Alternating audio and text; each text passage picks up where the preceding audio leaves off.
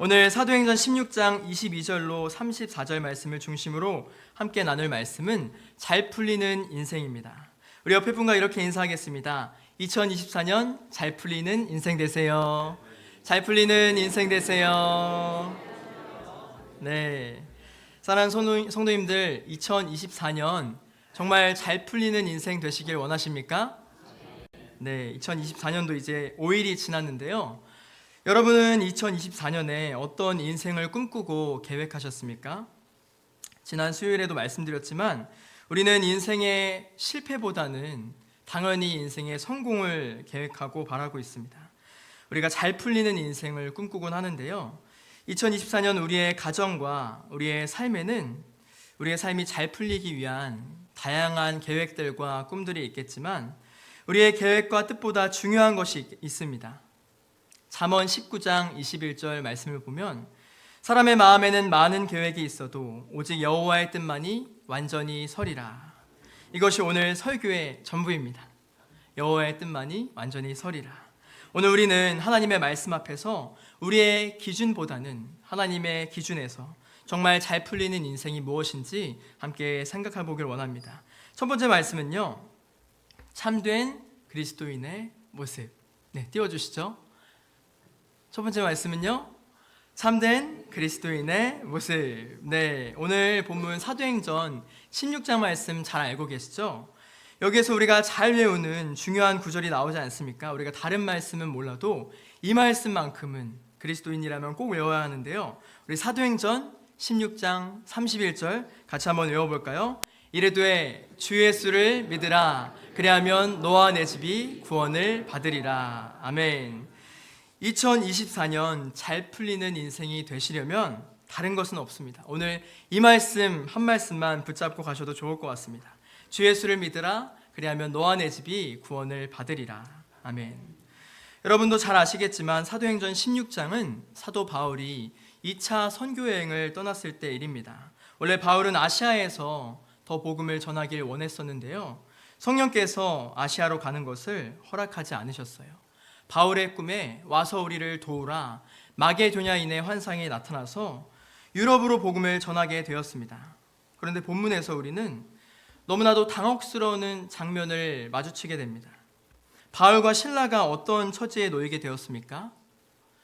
옷이 다 찢어지고 벌거벗은 맨살이 거친 몽둥이로 피범벅 되었습니다. 깊은 감옥에 처박히게 되었어요. 바울과 실라가 누굴 다치게 하는 범죄를 저지르지 않았습니다. 누굴 속인 것도 아니었어요. 누굴 죽인 것도 아니었습니다. 그런데 어떤 대역죄를 저지르지도 않았는데 왜 피투성이가 돼서 그렇게 차갑고 깊은 옥에 던져져야만 했습니까? 우리는 1세기의 그리스도인들이 예수님의 복음을 전하다가 핍박을 당하고 순교하는 것을 너무나 자연스러운 순서로 아주 논리적이고 이성적으로 생각할 수도 있는데요. 우리가 만약 바울과 실라의 입장에 처하게 된다면 그렇게 생각할 수 있을까요? 범죄를 저지른 것도 아니고 오로지 성령의 인도하심에 순종했을 뿐이었습니다. 마게도니아의 첫 번째 성 빌립보에 들어가자마자 문제가 발생했어요. 원래는 에베소나 비두니아, 지금의 튀르키예 지역에 복음을 전하려고 했는데 성령님의 인도하심에 순종하는데도 불구하고 왜 이런 끔찍하고 비참한 신세에 처하게 된 것입니까? 단지 여종에게서 귀신을 내쫓았을 뿐이었습니다. 여종의 주인들이 더 이상 사람들을 점치는 것으로 현혹하지 못하게 그렇게 수익을 내지 못하니까 바울과 실라를 고발했어요. 그렇다고 해서 이렇게 모진 고문을 받는다니요. 그들은 제대로 된 판결을 받지도 못했습니다. 변호할 기회를 얻지도 못했어요. 명확한 죄목도 없이 불법적인 형벌을 받고 죽기 직전까지 두들겨 맞다가 감옥에 던져진 것입니다. 이런 모습은 우리가 기대하는 잘 풀리는 인생이 아니죠. 아무리 크리스천이라도 세상의 불신자들에게 무례하게 불의하게 취급을 받고 고생이란 고생을 다하는 이런 인생은 우리가 원하는 인생이 전혀 아닙니다. 그러나 성경은 예수 그리스도의 복음을 증언하는 그리스도인들의 인생에는 때로는 성령님의 인도하심에 순종했는데도 불구하고 악한 세력의 공격을 받고 묶이는 그런 일들이 있다는 것을 보여주고 있습니다. 영적으로 볼 때 공중권세 잡은 악한 사단 마귀는 여종에게 붙어 있었던 이 귀신을 통해서 바울 일행의 복음 전파 사역을 방해했습니다. 마귀는 그것을 빌미로 유대인이었던 바울과 실라를 사로잡았어요. 당시에 반유대주의가 심했기 때문에 바울과 실라만 잡아갔고 극심한 육체의 고난을 주었습니다. 그들이 낙심하고 쓰러져서 더 이상 복음을 전파할 수 없게 말이죠. 유럽 전역에 그리스도의 몸된 교회가 세워지는 것을 막으려고 했습니다. 선교의 문을 완전히 닫아버리려고 했어요. 그런데 우리가 잘 알고 있는 것처럼 오직 여호와의 뜻만이 완전히 서리라. 사단 마귀의 발악에도 불구하고 하나님의 뜻은 완전히 이루어집니다. 오늘 본문 25절 말씀을 보면 바울과 실라는 그 처절하게 어두운 한밤중에 감옥에 갇혀 있었지만 갇혀 있지 않았어요. 묶여 있었지만 묶여 있지 않았습니다. 그 부서져가는 몸을 일으켜 세우고 온 죄수들이 다 들을 정도로 큰 소리로 기도하고 하나님께 찬송했습니다. 정말 놀랍지 않습니까? 그들의 몸은 분명 그 어느 때보다도 아프고 괴롭고 피투성이의 만신창이가 되었습니다. 그런데 그들의 영은 분명 그 어느 때보다도 힘있고 강건했습니다. 그들의 발은 비록 착고가 단단하게 채워져 있을지언정 기도하고 하나님을 찬송하고 그리스도를 존귀하게 높여드리는 그들의 담대한 복음의 발걸음은 아무도 막을 수가 없었습니다.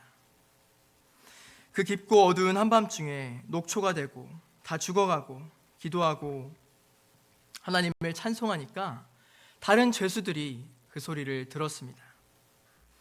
여기에서 우리는 참된 그리스도인의 모습이 무엇인지 보게 됩니다.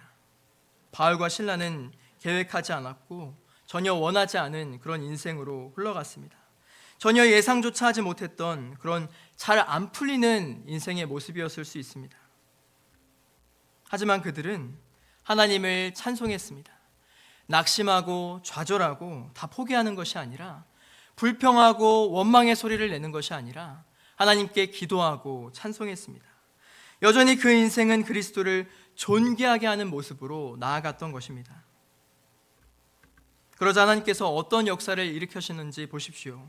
26절 말씀에 이에 갑자기 큰 지진이 나서 감옥의 터전이 흔들리니까 옥문이 열렸습니다. 지진이 나니까 옥문이 열릴 수도 있죠. 그런데 모든 죄수를 묶고 있었던 쇠사슬과 착고까지 다 풀어지는 역사가 일어났습니다. 이게 무슨 상황입니까? 고통 중에도 괴로울 때도 도저히 기뻐할 수 없는 그런 상황 가운데도 우리가 전심으로 하나님께 찬양하고 기도할 때 하나님의 역사가 일어난다는 것입니다. 우리뿐만 아니라 하나님의 능력으로 같이 있던 죄인들의 그 묶인 것마저도 풀어지는 역사가 일어난다는 것입니다. 사무엘상 16장을 보면 비슷한 역사가 있었는데요. 사울에게 악령이 임했을 때 다윗이 수금으로 연주했을 때 사울이 상쾌하고 악령이 떠나가는 그런 역사가 일어났었습니다. 그렇다면 우리가 원하지 않는 인생, 풀리지 않는 인생으로 흘러가는 그때에도 그 순간에도 하나님께 기도하고 찬양하는 참된 그리스도인이 되기를 간절히 축원합니다. 그렇게 할 때 현재 우리에게 나타난 어떠한 고난에도 불구하고 그리스도의 영광을 나타내는 재료로 쓰여질 줄 믿습니다. 어떠한 상황에도 소망을 잃지 않고 그리스도의 영광을 높이는 우리의 모습을 통해서 우리의 가족과 교회를 넘어 모든 죄인들의 결박마저도 풀어지는 역사가 일어날 줄로 믿습니다. 두 번째 말씀은요, 참된 제자의 모습. 참된 제자의 모습인데요. 바울과 실라가 보여주는 참된 그리스도인의 모습은 정말 하나님을 기뻐할 수 없는 그런 처참한 상황에서도 하나님을 찬양하고 예배할 이유가 있다는 것을 보여줍니다. 모든 죄수가 그들의 기도를 들었고 그들의 찬송을 들었습니다. 그들이 바라보는 예수 그리스도, 그들이 높여드리는 예수님 안에 있는 영원한 소망을 경험하게 되었어요. 그런데 그렇게 모두 메고 있던 것이 다 벗어지고 모두가 자유의 몸이 되었지만 여전히 매여 있는 한 사람이 있었습니다. 누구였습니까? 모두가 그리스도 안에서 잘 풀리는 하늘의 인생을 경험했을 때 여전히 풀리지 않는 인생의 나락으로 떨어지고 있는 사람이 있었는데요. 그는 자고 있던 사람이었습니다. 자고 있는 사람은 아무것도 경험할 수 없습니다. 그러니 우리도 자다가 깰 때가 되었겠죠? 자다가 깰 때야만 하나님의 선하신 뜻을 분별합니다. 자다가 깰 때야만 하나님의 능력을 경험할 수 있습니다. 당시 간수들이 죄수를 지키지 못하면 죄수가 받아야 될 그런 처벌과 고문을 받아야 했습니다. 자다가 깬 간수는 무슨 일이 일어난지도 몰랐어요. 그냥 죄수들이 다 도망간 줄로만 알았습니다. 그래서 죄수들이 받을 고통스러운 고문과 처형을 당하느니 그냥 죽어버리자 자결하려고 했습니다. 그는 풀려 있었으나 여전히 묶여 있었습니다.